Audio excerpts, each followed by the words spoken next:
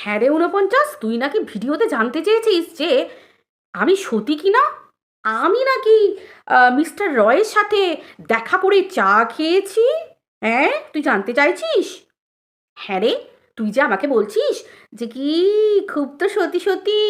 Exactly, আমি তো সত্যি। আমি কখন বলেছি সবাইকে নিজের মতো অসতী ভাবিস কেন? তোর এটাই তো প্রবলেম, বুঝতে পারিস না? হ্যাঁ রে, সত্যি সত্যি কথা। আমার কেউ এখন আমার নামে প্রমাণ দিতে পারেনি, কোনো প্রুফ দিতে পারেনি। প্রুফ প্রুফ প্রুফ প্রমাণ, প্রুফ মানে প্রমাণ, জানিস? কেউ প্রমাণ দিতে পারেনি যে সত্যি সত্যি আমি মিস্টার রয়ের সাথে দেখা করেছি, আমি চা খেয়েছি, আমি কি বলে, আমি ফোকলার কথা মতো ইন্টু কুলুকুলু করেছি। তো তুই একটুখানি একটা কথা বলতো, তোর কাছে কোনো প্রুফ আছে? তুই যে আমাকে বলতে এসেছিস, কিন্তু আমার কাছে প্রুফ আছে যে তুই এই মিস্টার গোবিন্দবাবুর সাথে, মানে গোবিন্দবাবুর সাথে চ্যাট করেছিস। তারপর গোবিন্দবাবুকে নিজের সন্তানদের নাম নিয়ে, নিজের মায়ের নাম নিয়ে দিব্যি দিয়েছিস। এমনকি বলেছিস, মানে সন্তানদের নাম নিয়ে দিব্যি দিয়ে বলেছিস, মায়ের নাম নিয়ে দিব্যি দিয়ে বলেছিস যে হ্যাঁ বিশ্বাস করুন আমি এটা করিনি, আপনি ভুল বুঝছেন। মানে তুই যে পরপুরুষের সাথে এইসব করে বেরিয়েছিস সেগুলোর প্রমাণ আছে।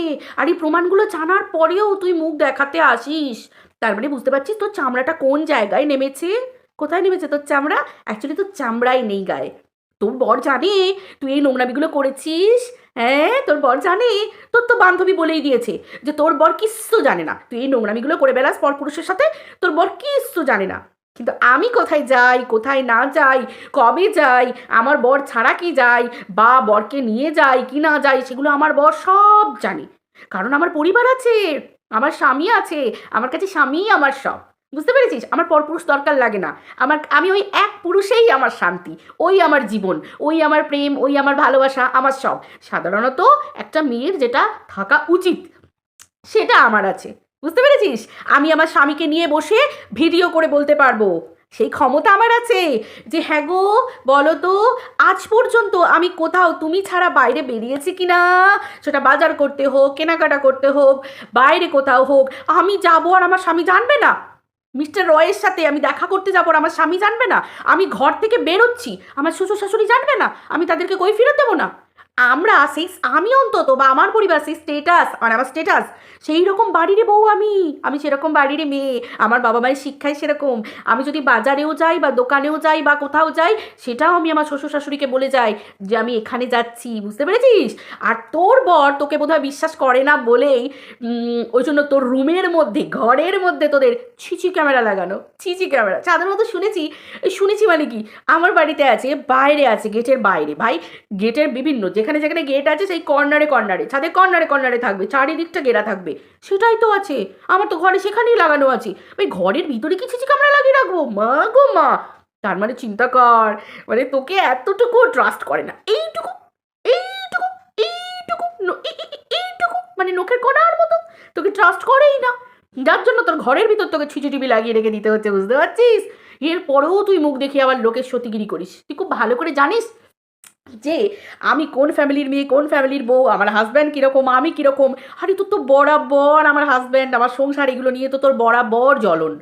আমি সুখী, আমি খুশি, আমি আনন্দে থাকি, আমি হ্যাপি থাকি। আমার হাজব্যান্ডের সাথে আমার বন্ধুত্বপূর্ণ সম্পর্ক, এবং আমাদের মধ্যে কতটা ট্রাস্ট আছে, কত ভালোবাসা আছে, এগুলোই তো তোর জ্বলন। অনেকেই ব্যাপারটা জানে, অনেক ভিউয়ার জানে, এবং যারা সেই সময় কাছের ছিল তারা সবাই জানে। বুঝতে পেরেছিস? স্বাভাবিক ব্যাপার, তোর যেগুলো না পাওয়া, আমার যেগুলো পাওয়া, বা অন্যের যেগুলো পাওয়া, তাদের দেখলে তো তোর তো জ্বলন হবেই। এটা সকলের হয়, তোর হবে না? তুই তো রক্ত মাংসেরই গড়া, কিন্তু তুই একটু এক্সট্রাঅর্ডিনারি, তাই তো? এখন নাকি শুনতে পাচ্ছি শুধু গোবিন্দবাবুই নয়, শুধু গোবিন্দবাবুকেই তুই ওই কেমন লাগছে এটা না, মানে 2017-18 থেকে নাকি তোর এই কেমন লাগছে, একটু বলো তো কেমন লাগছে? ভাই আমি তো কেমন লাগছে এটা কাকে বলবো? ঘরের মধ্যে একটা ফটো তুললাম, বিয়ে বাড়িতে একটা ফটো তুললাম, কাকে পাঠাবো? আমার বরকে বলবো এই দেখো না কেমন লাগছে, ভালো লাগছে কিনা? স্বাভাবিক ব্যাপার ভাই। আমার যদি বিয়ে না হয়ে থাকে, আমার যদি বয়ফ্রেন্ড থাকে, আমি অবভিয়াসলি তাকে দেখাবো। যদি আমি ভাবি যে এটাই আমার, আমি তাকে বিয়ে করব, আমার তার দিকে ফোকাস, মানে অন্য কোনো জড়িয়ে বেড়ানো নয়, তাকে বলবো, স্বাভাবিক ব্যাপার। কিন্তু তোকে পরপুরুষকে পাঠাতে হয়, পাঠিয়ে বলো তো কেমন, তো কেমন লাগছে, কি সুন্দর লাগছে। মানে পরপুরুষ বলছে যে এটা কি ভিডিও, তখন বলছে কেন, কি খারাপ, কি খারাপ, কিছু দেখা যাচ্ছে? মানে একটা মহিলা, মানে তুই কতটা নিট চিন্তা কর, পরপুরুষের সাথে কিরকম টোনে কথা বলিস, যেন মনে হবে তোর ওটা মানে বিবাহিত, মানে তোর ওটাই তোর বর, মানে তুই এমনভাবে কথা বলেছিস কেন, কি দেখা যাচ্ছে?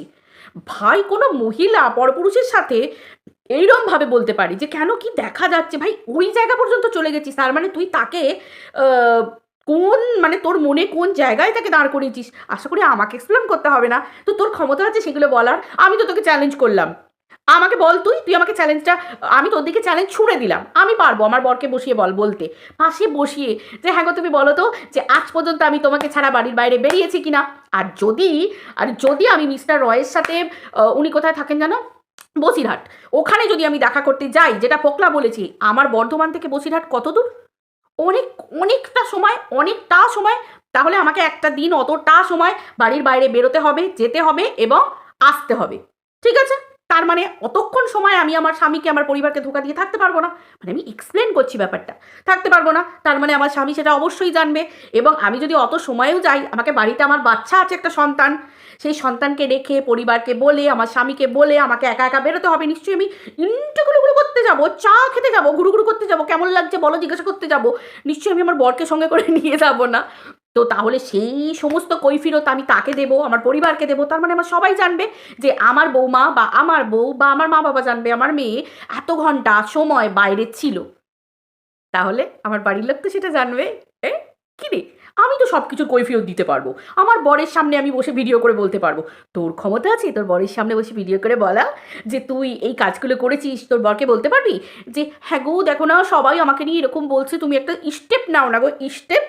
তুই জানিস যে তুই যদি তোর বরকে স্টেপ নিতে বলিস, তোর বাড়ি থেকে একটা একটা করে স্টেপ তোর পা উল্টো দিকে বেরিয়ে আসবে, মানে সোজা করে মেয়েরা গৃহপ্রবেশ করে, তোকে তো এইরম করে গেটের বাইরে বেরিয়ে যেতে হবে, সেটা তুই ভালো করে জানিস, ঠিক আছে? তো তোমার মতো চুলকুনি আমার মনে হয় না এই জগতে আর কোনো মহিলার আছে বলে। এত চুলকুনি তোমার, যে তোমার স্বামী থাকতে, তোমার সন্তান থাকতে, অমন দুটো ফুটফুটে সন্তান থাকতে, যে মাকে রাঁধবিতে পরপুরুষের দরকার হয়, হ্যাঁ পরপুরুষের দরকার হয়, তো সন্তানগুলো কি শিখবে? বড় হয়ে তোকে দেখে কি শিখবে? কি শিখবে যে আমার মায়ের এমন বাতিক যে আমার মাকে ওই রকমভাবে পরপুরুষের সাথে কথা বলতে হয়েছে। নির্লজ্জ মহিলা কোথাকার, আবার আমার চরিত্রের খোঁজ নিচ্ছে, তোর মুখে পোকা পড়বে, তোর মুখে পোকা পড়বে, তুই এত নষ্ট মেয়ে ছেলে, এত নষ্ট মেয়ে ছেলে, এতটা নোংরা মেয়ে ছেলে, এখনো পাবলিক বলছে তুই এখনো ভাইরাল, 2017-18 এখনো নাকি কিছু বেরোয়নি। ওর না ওর ওর ওর ওর না ওর ওর লোকের পায়ে পা দিয়ে খুব বাড়াবাড়ি কর না, দেখবি এবার ওইটাও কোনোদিন হয়তো দেখবো ভাইরাল হয়ে গেছিস, কে জানে। যদি দেখতে পাই, যদি জানতে পারি, অবশ্যই তোকে তো খোঁটা দিতে ছাড়বো না, কারণ তুই একটা নোংরা, অসভ্য। আর সত্যি কথা বলবো, নষ্ট কেন বললাম বলতো, নোংরা কেন বললাম বলতো, একটা মহিলাকে তখনই বলা যায় যখন স্বামী ছাড়া সে একজন পর পুরুষের সাথে এরকম করে, এবং স্বামীর ঘরে বসে বসে সেটা করে, বুঝতে পেরেছিস? স্বামীর ঘরে বসে বসে, ক্ষমতা নেই তো নিজের বরকে সব কিছু জানানোর, এত মানুষ এত কিছু বলে বেড়াচ্ছে, দম আছে তোর নিজের বরকে দিয়ে প্রত্যেকের মুখ বন্ধ করানোর, যে দেখো স্টেপ নাও তুমি, আমাকে নিয়ে এরকম বলছে? ক্ষমতাও নেই, বরের পিছনে বসে বসে এইরকম এত নোংরামি করে বেড়াচ্ছিস, এত দুটো পয়সার জন্য তোর এত মানে পুরুক পুরুক বাতিক, যে সন্তানের মুখ ফেটে যাচ্ছে, থোত ফেটে যাচ্ছে, একটা বাচ্চা ছেলে, ওইটুকু ছেলে শীতকালে মানে নিজের বাচ্চাকে নিজে সামলাতে পর্যন্ত পারিস না, সেটুকু ক্ষমতাও তোর নেই, শুধু ভিডিও করব টাকা অর্জন করবো, নোংরাভাবে ভাইরাল হবো, মানে যেভাবে হোক ইনকাম করলেই হলো। যেমন তোর মাতৃত্ব, তেমন তোর নারীত্ব, তেমন তোর মনুষ্যত্ব, মানে তুই সব দিক থেকে বিগ জিরো। ওই তোকে লোকে টাং করে ঘন্টা বাজিয়ে দিয়ে চলে যায়। দুদিন আগে বলছিলিস যে আমার ভাই, ওই ছোট অল্প বয়সী ছেলেরাও বুঝে গেছে যে তুই কীরকম ধরনের, মানে এত চিপ রেট যে প্রত্যেকে এসে তোকে ঘন্টা বাজিয়ে হাই হ্যালো করে দিয়ে চলে যায়। ছা, মানুষ ভালোভাবে ভাইরাল হতে চায়, তুই এরকম কেন রে?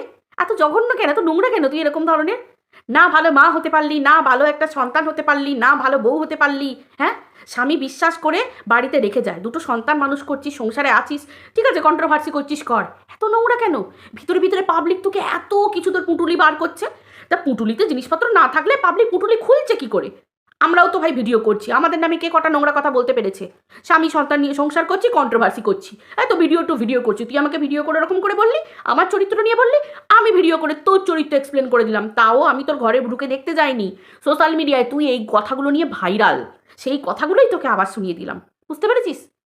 মানে যাচ্ছে তাই, তুই তো একটা নাম্বারে পরিণত হয়ে গেছিস, 49। ভাই মানুষের একটা তবু একটা নাম্বার একটা হাজার কোটি মিলিয়নে থাকে, ভাই 49, হ্যাঁ? কে রে যে কোন পুরুষের কাছে লোকের কাছে চেয়ে চেয়ে বেড়াতে হয়? মানে তুই এতটাই মানে ফালতু থার্ড ক্লাস, চিন্তা কর। আমার কাছে 299 টাকা রিচার্জ নিয়ে, ঠিক আছে তোর তখন পয়সা ছিল না, তারপর পয়সা হয়েছে, সেটা ফেরত দেওয়ার কথা মনেও করিসনি, অথচ আমার সাথে তোর কাটছাট ঝগড়া চলছে। আমার টাকায় রিচার্জ করিয়েছিস এককালে, আমার মা বাপকেই গাল দিস বসে বসে। মানে তোর অধঃপতন চিন্তা কর, অধঃপতন চিন্তা কর। মানে আমার বাবা মায়ের শিক্ষা যে তোর মতো গরিবসকে তুই আবার ব্র্যান্ডেড ওয়ালিগিরি দেখাস, তোর মতো মহিলাকে, থার্ড ক্লাসকে আমি রিচার্জ করে দিই। ভাই এটা আমার অকাত। অকাত মানে কি? মানে আমার মনুষ্যত্ব, আমার শিক্ষার অকাত এটা। আমি কিন্তু আমার বাবা মায়েরই রক্ত, তাহলে আমি তাদের রক্ত অনুযায়ী আমি কত বড় কাজ করছি। আর তুই দেখ, তুই কিরকম অসভ্য নোংরা মহিলা দেখ, যে তুই আমার টাকা হজম করে দিয়ে, আমার রিচার্জ হজম করে দিয়ে আমার মাকেই বসে বসে গাল দিয়েছিস। সে তো হালে পাবলিক গাঁতানি দিল বলে মানে করে যাচ্ছে তাই যাচ্ছে তাই তুই একটা, তারপরে ফেরত দিলি। আর তুই সেবারে বললি না, আমি আর লাস্টে ভিডিও করে তোকে কিছু বলিনি, তুই বললি না যে পরের টাকায় পুণ্যগিরি করছে। আরে আমি আমার পুণ্য করিনি, তোর পুণ্য করলাম। মেসমশাই মারা যাবার সময় তুই তো বিক্রি করে খেয়েছিলিস, ভালোভাবে তো মানুষটা সাধ্য শান্তিও করিসনি, তাকে সব কিছু তাকে বিক্রি করেছিলিস, একবারে মৃত্যু থেকে শুরু করে একবারে মানে একবারে সেই দাহ কাজ থেকে শুরু করে, প্রায় ফিরে আসা থেকে শুরু করে, হব্বিষান্ন থেকে শুরু করে, একবারে সেই শ্রাদ্ধ শান্তি নিয়মভঙ্গ সব বিক্রি করেছিস, ঠিক আছে? তো সেই মানুষটা তো আত্মার শান্তি পাবে না, সেই জন্য আমি ওই নাম কীর্তন করেন, কৃষ্ণ নাম জপেন একজন যে মানুষের দরকার আছে, আমি তাকে তোর ওই এক্সট্রা টাকাটা দিয়ে তোর কিছু পুণ্য করালাম। আমার পুণ্যের দরকার নেই, আমার পুণ্য আমার কর্ম, আমার ধর্ম আমার কর্ম, আমি জানি সেটা করতে, আমার বাবা মা শিখিয়েছে। আমি তোর পুণ্যের জন্য একটু ব্যবস্থা করলাম, বুঝতে পেরেছিস? সতীগিরি দেখাতে এসেছে, সতী ইউনিয়নের সেক্রেটারি, সতী ইউনিয়নের সেক্রেটারি উনি সতীগিরি দেখাতে এসেছেন। মোষ, এই মোষ তুই এই করেছিস, এই 49 স্বামী থাকতে পরপুরুষের সাথে ইন্টুকুলুকুলু করে আবার ঢং হচ্ছে। চাপ, একদম নির্লজ্জ বেহায়া মহিলা তুই একটা। যাদের সঙ্গে মিশিস স্বাভাবিক ব্যাপার, হবেই তো, মিশিস কাদের সাথে সেটা তো দেখতে হবে। কি মামাসির পায়ের তলায় চাপা পড়ে থাকিস, কোনো অকাত নেই, জানিস তো ঘেঁটিটা ধরে রেখে দিয়েছে একদম, জায়গা মতো দিয়ে দেবে একবারে। নির্লজ্জ মহিলা, যে নোংরা মহিলা নিজের বাম্মাকে ঠিক করে রাখতে পারে না, নিজের বাম্মাকে ওই কিমামাসি কম নোংরা গালাগাল দিয়েছে, তোর জন্ম পরিচয় নিয়ে কম নোংরা গালাগাল দিয়েছে, তোর সন্তানগুলোকে যে অভিশাপ দিয়েছিল তার সঙ্গে ফোনে কথা বলেছিস তুই এতটা নির্লজ্জ, দুটো পয়সার জন্য এমএসএল এর হয়ে লড়াই করেছিস, আর ওদিকে এমএসএলকে নিয়ে যারা নোংরা কথা বলেছে, যারা ওদের জীবনটাকে শেষ করে দিল, বাচ্চাটা থেকে শুরু করে সবার জীবন লড়ে তার সঙ্গে ফোনালাপ করেছিস, ভিডিও কল করেছিস। ও অসভ্য নির্লজ্জ মহিলা কোথাকার, মির্জাফর কোথাকার, তার মুখে আবার বড় বড় কথা, তোর মুখে একদম আমার নাম নিবি না, একদম আমার নাম নিবি না। ও না, নে নে নে নে, আমার মতো মহিলার নাম নেই, যদি একটুখানি পুণ্য অর্জন করিস, ঠিক আছে? যদি তোর পুণ্যি হয় যদি এই জন্মে, একদম ফটফট করবি না, আবার বলবি, আবার পূর্ণ কাসন দিয়ে ঘেটে আবার জায়গা মতো বসিয়ে দেবো। চরিত্রের ইয়ে করতে এসেছো, তোমার চরিত্রের ধাজিয়া উড়িয়ে দেবো একদম, অসভ্য মহিলা কোথাকার। চাপ।